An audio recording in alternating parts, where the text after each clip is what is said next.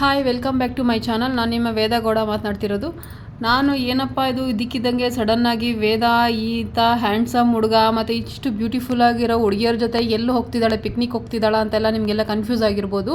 So ನಾನು ಎಲ್ಲಿ ಹೋಗ್ತಾ ಇದ್ದೀನಿ, ಯಾವ್ಯಾವ ಫಂಕ್ಷನ್ಸ್ ಅಟೆಂಡ್ ಮಾಡಿದ್ದೀನಿ ಅಂತ ಹೇಳಿ ನಾನು ನಿಮಗೆ ವಿಡಿಯೋ ಕೊನೆಯಲ್ಲಿ ತಿಳಿಸ್ತಾ ಹೋಗ್ತಾ ಇರ್ತೀನಿ. ಸೊ ನೀವು ಅದನ್ನು ದಯವಿಟ್ಟು ವಿಡಿಯೋನ ಸ್ಕಿಪ್ ಮಾಡದೆ ನೋಡಿ. ಯಾರ್ಯಾರು ನನ್ನ ಚಾನಲ್ ಫಸ್ಟ್ ಟೈಮ್ ನೋಡ್ತಾ ಇದ್ದೀರಾ ಅವರೆಲ್ಲನೂ ಸಬ್ಸ್ಕ್ರೈಬ್ ಮಾಡಿ ಅಂತ ಹೇಳ್ತಾ ಬನ್ನಿ ನಾನು ಎಲ್ಲಿ ಹೋಗ್ತಾ ಇದ್ದೀನಿ ಅಂತ ಹೇಳಿಬಿಟ್ಟು ಈಗ ನಾನು ತೋರಿಸ್ತಾ ಇದ್ದೀನಿ. ಸೊ ನಾನು ಹೋಗ್ತಾ ಇರೋದು ಒಂದು ಎಂಗೇಜ್ಮೆಂಟು ಮತ್ತು ಒಂದು ದೇವಸ್ಥಾನಕ್ಕೆ. ಅದು ಯಾವ ದೇವಸ್ಥಾನ ಮತ್ತು ಯಾರ್ದು ಎಂಗೇಜ್ಮೆಂಟು ಅಂತ ನಾನು ಮತ್ತೆ ಹೇಳ್ತೀನಿ. ಸೊ ಫಸ್ಟು ನಾವು ಎಂಗೇಜ್ಮೆಂಟ್ಗೆ ಹೋಗ್ಬೇಕು ಅಂತ ಹೇಳಿದ್ರೆ ಖಾಲಿ ಕೈಯಲ್ಲಿ ಹೋದರೆ ಚೆನ್ನಾಗಿರಲ್ಲ ಅಂತ ಹೇಳ್ಬಿಟ್ಟು ಒಂದು ಸಿಂಪಲ್ಲಾಗಿ ಒಂದು ಬೊಕ್ಕೆ ಟೈಪಲ್ಲ, ಅದು ಬೊಕ್ಕೆನೇ ಒಂದು ರೆಡಿ ಮಾಡಿಸ್ಕೊಂಡು ಜಸ್ಟ್ ಒಂದು ರೋಸ್ ಎಲ್ಲ ಹಾಕಿ ಮತ್ತು ಗ್ರೀನರಿ ಎಲ್ಲ ಹಾಕಿ ಆ ಥೀಮಲ್ಲಿ ನಾವು ಸಿಂಪಲ್ಲಾಗಿ ಒಂದು ಬೊಕ್ಕೆನ ರೆಡಿ ಮಾಡಿಸ್ಕೊಂಡ್ವಿ. ತುಂಬ ಚೆನ್ನಾಗಿ ಮಾಡಿಕೊಟ್ರು, ಸ್ವಲ್ಪ ಬೇಗನೆ ಮಾಡಿಕೊಟ್ರು ಅಕ್ಕ. ಸೊ ನೋಡಿ ಅಲ್ಲಿವರೆಗೂ ಅವ್ರು ಬೊಕ್ಕೆ ಮಾಡೋ ತನಕ ನಮ್ಮದು ಹುಡುಗಿಯರ್ದು ಇದ್ದಿದ್ದೆಲ್ಲ ಶಾಪಲ್ಲಿ ಏನಿದೆ ಮತ್ತು ಎಲ್ಲಿ ಏನು ಅಟ್ರಾಕ್ಟಿವ್ ಆಗಿದೆ, ಸೊ ನಾವೆಲ್ಲಿ ನಿಂತ್ಕೊಂಡ್ರೆ ಏನು ಫೋಸ್ ಕೊಟ್ಟು ಫೋಟೋಸ್ ತೊಗೊಬೋದು, ಸೆಲ್ಫೀಸ್ ತೊಗೊಬೋದು ಅದೇ ಇರುತ್ತೆ. ಸೊ ಅಲ್ಲಿವರೆಗೂ ನಾನು ವೀಡಿಯೋ ಮಾಡ್ತಿದ್ದೆ ಮತ್ತು ಫೋಟೋಸ್ ತೆಕ್ಕೊಳ್ತಿದ್ವಿ ನಾವು, ಮತ್ತು ಸೆಲ್ಫೀಸ್ ತೊಗೊಳ್ತಾ ಇದ್ವಿ ನಾವೆಲ್ಲ ಸೇರಿಕೊಂಡು. ಸೊ ತುಂಬ ಚಿಕ್ಕದ ಅಂಗಡಿ, ಬಟ್ ತುಂಬ ಇದರಲ್ಲಿ ಪ್ಯಾಷನೇಟಾಗಿ ಮಾಡಿಕೊಟ್ರು ನಮಗೆ ಬೊಕ್ಕೆ ಅಂತಲೂ. ನೋಡಿ ಇದೇ ಅಕ್ಕ ಮಾಡಿಕೊಟ್ಟಿದ್ದು. ಸೊ ಬೊಕ್ಕೆ ಮಾಡಿಕೊಡೋ ತನಕ ನಾವು ಸುಮ್ಮನೆ ಫೋಟೋಸ್ ತೆಕ್ಕೊಳ್ಳೋದು ಅದೆಲ್ಲ ಮಾಡ್ಕೊಳ್ತಾ ಇದ್ವಿ. ಸೊ ಅದಾದಮೇಲೆ ನಮ್ಮ ಜೊತೆ ಒಂದು ಗೊಂಬೆ ಬಂದಿತ್ತು, ಆ ಗೊಂಬೆನೂ ಒಂದು ಸ್ವಲ್ಪ ಸೆಲ್ಫಿ ತೊಗೊಳ್ತಾ ಇತ್ತು. ತುಂಬ ಚೆನ್ನಾಗಿ ಬಂದಿತ್ತು. ನಾವೆಲ್ಲ ಇಷ್ಟೆಲ್ಲ ಗ್ರೂಪ್ ಫೋಟೋನಲ್ಲಿ ಹೋಗಿದ್ವಿ. ಸೊ ಅದೆಲ್ಲ ಬೊಕ್ಕೆ ಎಲ್ಲ ರೆಡಿಯಾಗಿ, ಸೊ ಬೊಕ್ಕೆ ರೆಡಿ ಮಾಡಿಕೊಂಡು ಮತ್ತೆ ನಮ್ಮ ಪಯಣ ಸ್ಟಾರ್ಟ್ ಆಯಿತು. ಸೊ ಫಸ್ಟು ನಾವು ಹೋಗಿದ್ದೆ ನೋಡಿ ಈ ಗೊಂಬೆನೇ ನಾನು ಹೇಳಿದ್ದು, ಎಷ್ಟು ಸ್ಮೈಲಿಂಗ್ ಆಗಿರೋ ಗೊಂಬೆ ಅಲ್ವಾ ಇದು. ಓಕೆ, ಸೊ ಬೊಕ್ಕೆ ರೆಡಿ ಆಯಿತು. ಫೈನಲಿ ನಾವು ತೊಗೊಂಡು ಮತ್ತೆ ಹೊರಟ್ವಿ. ಸೊ ಹೊರಟಿದ್ದು ನಾವು ಸ್ಟ್ರೈಟ್ ಹೋಗಿದ್ದು ಒಂದು ದೇವಸ್ಥಾನಕ್ಕೆ. ಅದು ಯಾವ ದೇವಸ್ಥಾನ ಅಂತ ಹೇಳಿದ್ರೆ ಅದು ಖಾಟು ಶ್ಯಾಮ್ ದೇವಸ್ಥಾನ ಅಂತ ಹೇಳಿಬಿಟ್ಟು. ಸೊ ನೋಡಿ ಇದನ್ನು ನಾನು ತೋರಿಸ್ತಿದ್ದೀನಲ್ಲ ಅದನ್ನು. ಈ ಖಾಟು ಶ್ಯಾಮ್ ದೇವಸ್ಥಾನದ ಬಗ್ಗೆ ನನಗೆ ಸ್ವಲ್ಪ ಗೊತ್ತಿರೋದನ್ನ ನಾನು ನಿಮಗೆ ಹೇಳ್ತಾ ಇದ್ದೀನಿ. ಈಗ ಖಾಟು ಶ್ಯಾಮ್ ಅವರ ಸ್ಟೋರಿ ಬಂದು ಒಂದು ಮಹಾಭಾರತಕ್ಕಿಂತ ಹಳೆಯದು, ಹಿಂದಿಂದು ಅದು. ಸೊ ಖಾಟು ಶ್ಯಾಮ್ ಅವ್ರನ್ನ ಬಾರ್ಬರಿಕ ದೇವರು ಅಂತ ಕೂಡ ಕರಿತೀವಿ ನಾವು. ಸೊ ಇವ್ರು ಖಾಟು ಶ್ಯಾಮ್ ಬಂದು ಯಾರು ಅಂತ ಹೇಳಿದ್ರೆ ಪಾಂಡವರ ಸಹೋದರ ಭೀಮ ಮತ್ತು ಹಿಡಂಬರ ಅಂತ ಹೇಳ್ಬಿಟ್ಟು ಸ್ಟ್ರಾಂಗೆಸ್ಟ್ ಮೊಮ್ಮಗ ಇವರು. ಮತ್ತು ಘಟೋತ್ಕಚನ ಮಗನೇ ಖಾಟು ಶ್ಯಾಮ್. ಓಕೆನಾ, ಯಾರು ಹೇಳಿ? ಘಟೋತ್ಕಚನ ಮಗನೇ ಖಾಟು ಶ್ಯಾಮ್. ಫುಲ್ಲು ಯುದ್ಧನ ತಕ್ಷಣ ಕೊನೆಗೊಳಿಸ್ಬೇಕು ಅಂತೇಳ್ಬಿಟ್ಟು 3 ಪರಿಹಾರಗಳನ್ನ ಕೇಳ್ತಾರೆ ಅವರು. ಅಂದರೆ 3 ಬಾಣಗಳನ್ನು ಕೇಳ್ತಾರೆ. ಅವರು ಸೋತು ವೀಕ್ ಯಾರಾಗಿರ್ತಾರೆ ಅಲ್ವಾ, ಅವ್ರ ತಂಡನ ಯಾವಾಗಲೂ ಸಪೋರ್ಟ್ ಮಾಡ್ತೀವಿ ಅಂತೇಳ್ಬಿಟ್ಟು ಒಂದು ಆಣೆ ಅಥವಾ ಶಪಥನ ಮಾಡಿರ್ತಾರೆ. ಆಗ ಫುಲ್ಲು ಡಿಸ್ಟ್ರಕ್ಷನ್ ಅಥವಾ ನಾಶವನ್ನು ತಡೆಗಟ್ಟಬೇಕು ಮತ್ತು ಶಾಂತಿನ ಕಾಪಾಡಬೇಕು ಅಂತೇಳ್ಬಿಟ್ಟು ಶ್ರೀಕೃಷ್ಣ ಏನು ಮಾಡ್ತಾರೆ ಅಂದರೆ ಅವ್ರ ತಲೆನ ತ್ಯಾಗವಾಗಿ ಬಾರ್ಬರಿಕರನ್ನ ಕೇಳ್ತಾರೆ. ಆಗ ಬಾರ್ಬರಿಕರು ಏನು ಮಾಡ್ತಾರೆ, ಖುಷಿಯಾಗಿ ಕೃಷ್ಣನಿಗೆ ಅವ್ರ ತಲೆನ ಕತ್ತರಿಸಿ ಕೊಟ್ಬಿಡ್ತಾರೆ. ಓಕೆ, ಸಂಪೂರ್ಣವಾಗಿ ಅಂದರೆ ಫುಲ್ಲು ಭಕ್ತಿಯಿಂದ ಇನ್ಸ್ಪೈರ್ ಆಗಿ ಕೃಷ್ಣ ಬಾರ್ಬರನ್ನ ಏನಂತ ಆಶೀರ್ವಾದ ಮಾಡ್ತಾರೆ ಅಂದರೆ ಕಲಿಯುಗದಲ್ಲಿ ಅವ್ರನ್ನ ಸ್ವಂತ ಆ ಹೆಸರಿನಲ್ಲೇ ಪೂಜೆ ಮಾಡಲಿ ಅಂತ ಹೇಳ್ಬಿಟ್ಟು ಆಶೀರ್ವಾದ ಮಾಡ್ತಾರೆ. ಓಕೆನಾ, ಬಾರ್ಬರಿಕ ಅಂತ ಹೇಳ್ಬಿಟ್ಟು ಹೆಸರಲ್ಲಿ ಪೂಜೆ ಮಾಡಲಿ ಅಂತ ಹೇಳ್ಬಿಟ್ಟು ಆಶೀರ್ವಾದ ಮಾಡ್ತಾರೆ. ಸೊ ಅದಾದಮೇಲೆ ಬಾರ್ಬರಿಕ ದೇವರು ಎಸ್ಪೆಷಲ್ ಆಗಿ ಏನೋ ಅವರು ಇದು ಕೇಳ್ಕೊಳಕ್ಕೆ ಹೋಗ್ತಾರೆ ಅಂತ ಹೇಳಿದ್ರೆ ಆರೋಗ್ಯ, ಮದುವೆ ಮತ್ತು ಒಂದು ಸುಖ, ಶಾಂತಿ, ನೆಮ್ಮದಿ, ಸಮೃದ್ಧಿ ಈ ಥರದ ಕೋರಿಕೆಗಳನ್ನ ಕೇಳೋದಕ್ಕೆ ಬಾರ್ಬರಿಕ ದೇವಸ್ಥಾನಕ್ಕೆ ಭಕ್ತಾದಿಗಳು ಹೋಗ್ತಾರೆ.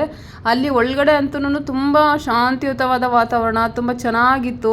ಅಂದರೆ ಸಂಡೇ ಆಗಿರೋದ್ರಿಂದ ಸ್ವಲ್ಪ ರಶ್ ಕೂಡ ಇತ್ತು, ಮಕ್ಕಳ ಚಿಲಿಪಿಲಿ ಆಟ.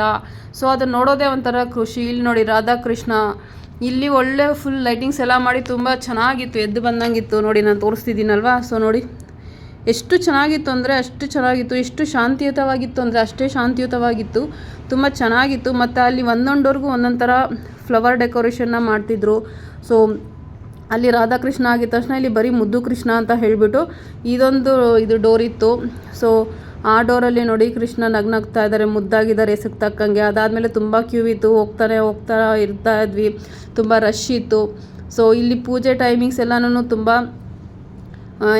ಸ್ಪೆಸಿಫಿಕ್ ಆಗಿರುತ್ತೆ. ಯಾವಾಗಲೂ ಡೋರ್ಸ್ ತೆಗ್ದಿರಲ್ಲ, ನಾರ್ಮಲಾಗಿ ತೆಗ್ದಿದ್ದಂಗೆ. ಸೊ ಅದರಿಂದ ಬೇಗ ಹೋಗ್ತಿದ್ರು ಜನಗಳು, ಯಾಕಂದರೆ ನಾವು ಕ್ಲೋಸಿಂಗ್ ಟೈಮಲ್ಲಿ ಹೋಗಿದ್ದು. ಈಗ ನಾವಿಲ್ಲಿ ಏನು ತೋರಿಸ್ತಾ ಇದ್ದೀವಲ್ಲ ಅದು ಬಂದು ಕೋರಿಕೆ ಏನಾದರೂ ಇದ್ದರೆ ಅಲ್ಲಿ ದಾರ ತೆಗೆದುಕೊಂಡು ಕಟ್ಟಬೇಕಂತೆ. ಅಥವಾ ಏನಾದರೂ ಚೀಟಿಯಲ್ಲಿ ಬರೆದು ಏನು ಕೋರಿಕೆ ಇದೆ ಅಂತ ಅಲ್ಲಿ ಕಟ್ಟಿದ್ರೆ ಆಗುತ್ತೆ ಅನ್ನೋದು ಒಂದು ಜನಗಳ ನಂಬಿಕೆ.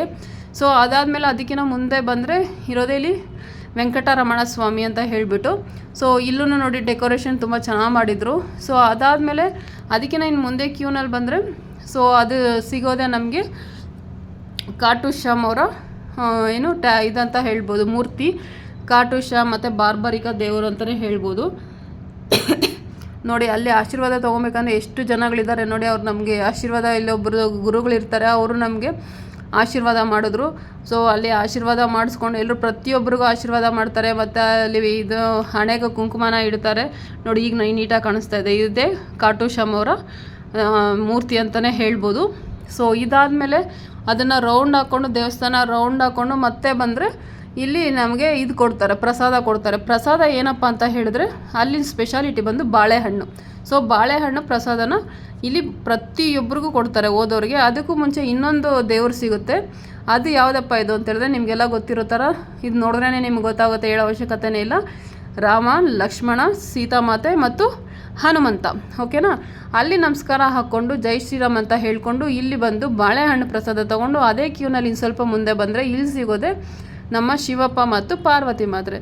ಅಲ್ಲಿ ಇದು ಓಂ ನಮಃ ಶಿವಾಯ ಅಂತ ಹೇಳಿ ಮತ್ತೆ ಮುಂದೆ ಬಂದರೆ ಸಿಗೋದೆ ನಮ್ಮ ರಾಮನ ಬಂಟ ಹನುಮ.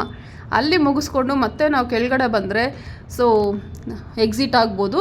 ಸೊ ಅದಾದಮೇಲೆ ನೋಡಿ ಇದೆಲ್ಲ ನಮ್ಮ ಗ್ಯಾಂಗು. ಇದಾದಮೇಲೆ ನಮಗೆ ಒಂದು ಕಪಲು ಮತ್ತೆ ಜಾಯ್ನ್ ಆದರು ನಮ್ಮ ಜೊತೆ ಅಡಿಷನ್ ಆಗಿ. ಸೊ ಅವ್ರ ಜೊತೆ ಸೆಲ್ಫಿ ತೊಗೊಂಡು ಮತ್ತೆ ನಾವು ಹೊರಟಿದ್ದೆ ಆಬ್ವಿಯಸ್ಲಿ ಎಂಗೇಜ್ಮೆಂಟ್ಗೆ. ಸೊ ಎಂಗೇಜ್ಮೆಂಟ್ಗೆ ಹೋಗೋಷ್ಟೊಳಗಡೆ ನಮಗೆ ಸಿಕ್ಕಿದೆ ವೆಲ್ಕಮ್ ಬೋರ್ಡು. ವೆಲ್ಕಮ್ ಬೋರ್ಡ್ ಆದಮೇಲೆ ನಮ್ಗೆ ಹಾರ್ಟ್ ಶೇಪಲ್ಲಿ, ರೆಡ್ ಬಲೂನ್ಸಲ್ಲಿ ಹಾರ್ಟ್ ಶೇಪಲ್ಲಿ ಒಂದು ಇದು ಅಲ್ಲೊಂದು ಡೆಕೋರೇಷನ್ ಮಾಡಿದರು. ಅದಾದಮೇಲೆ ನಾವು ಹೋಗೋಷ್ಟೊಳಗಡೆ ಎಂಗೇಜ್ಮೆಂಟ್ ಎಲ್ಲ ಮುಗ್ದಿತ್ತು. ಆಬ್ವಿಯಸ್ಲಿ ಗೊತ್ತಲ್ವ ನಮಗೆ ಎಂಗೇಜ್ಮೆಂಟ್ ಮುಗಿದ್ಮೇಲೆ ಏನಿರುತ್ತೆ, ತಿನ್ನೋದು. ಸೊ ಅಲ್ಲಿವರೆಗೂ ಈ ಒಂದು ಕಪಲ್ನ ಫಸ್ಟು ಶೂಟ್ ಮಾಡಿಸ್ಬಿಟ್ಟು ಫೋಟೋ ಶೂಟ್ ಮಾಡಿ ಅದಾದಮೇಲೆ ಅಲ್ಲಿ ಒಂದು ಫ್ಲವರ್ ಡೆಕೋರೇಷನ್ ಮಾಡಿದರು. ಮತ್ತು ಬಲೂನ್ ಡೆಕೋರೇಷನ್ ಇನ್ನೊಂದು ಥರ ಹಾಲಲ್ಲಿ ಮಾಡಿದರು. ಮತ್ತು ಫೋಟೋ ಶೂಟ್ಗೆ ಅದೊಂದು ಸ್ಪೆಸಿಫಿಕ್ಕಾಗಿ ಮಾಡಿದರು. ಅದೆಲ್ಲ ತುಂಬ ಚೆನ್ನಾಗಿತ್ತು, ನನಗೆ ತುಂಬ ಇಷ್ಟನೂ ಆಯಿತು. ಬಟ್ ಫೋಟೋ ಶೂಟ್ ಮಾಡೋಕ್ಕಾಗಲಿಲ್ಲ ಅಲ್ಲೆಲ್ಲನೂ. ಸೊ ತುಂಬ ರಶ್ ಇರೋದ್ರಿಂದ ಗ್ರೀನರಿ ಥೀಮಲ್ಲೆಲ್ಲ ಮಾಡಿದರು. ಸೊ ಅದಾದಮೇಲೆ ನಾವು ಊಟಕ್ಕೆ ಅಂತ ಹೊರಟಾಗ ಗೊತ್ತಲ್ವ, ಊಟ ಅಂತೇಳಿದ್ರೇ ಒಂಥರ ಎಲ್ಲರಿಗೂ ಬಾಯಲ್ಲಿ ನೀರಿರುತ್ತೆ. ಅದರಲ್ಲೂ ಈ ಹೋಳಿಗೆ ಊಟ ಅಂತೂ ಹಬ್ಬ, ತುಂಬಾ ಚೆನ್ನಾಗಿತ್ತು. ಹೋಳಿಗೆ, ತುಪ್ಪ, ಪಾಪಡು, ಪನ್ನೀರು, ಪೂರಿ, ಸಾಗು, ಪನ್ನೀರ್ ಸಾಗು ಎಲ್ಲನೂ ತುಂಬ ಚೆನ್ನಾಗಿತ್ತು. ಆಲ್ ದಿ ಬೆಸ್ಟ್ ಅವರ ನ್ಯೂ ಕಪಲ್ಸ್ಗೆ ಅಂತ ಹೇಳ್ತಾ ಮತ್ತೆ ನಾವು ಬ್ಯಾಕ್ ಆದ್ವಿ. Thank you.